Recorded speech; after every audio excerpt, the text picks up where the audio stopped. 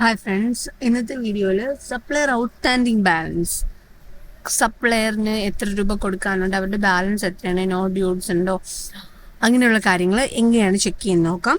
അതിനായിട്ട് റിപ്പോർട്ട്സിൽ പോകാം.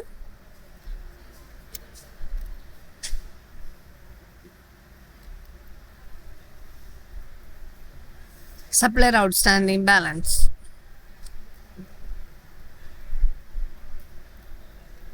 റെക്കോർഡ്സിൽ സപ്ലയർ ഔട്ട്സ്റ്റാൻഡിങ് ബാലൻസ് സെലക്ട് ചെയ്യുക. Supplier outstanding balance, okay. Supplier outstanding ബാലൻസിൽ സെലക്ട് ചെയ്ത് ഇവിടെ നമുക്ക് ഡേറ്റ് സെലക്ട് ചെയ്ത് കൊടുക്കാം. From and to date.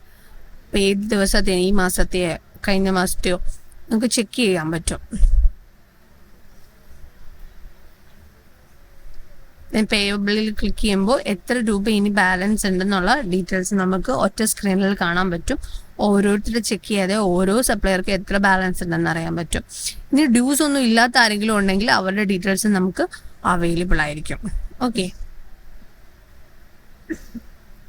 സപ്ലയറിന്റെ outstanding balance check ചെയ്യാൻ വേണ്ടിയിട്ട് റെക്കോർഡ്സിൽ പോവുക. റെക്കോർഡ്സിന്റെ അകത്ത് സപ്ലയർ ഔട്ട്സ്റ്റാൻഡിങ് ബാലൻസ്.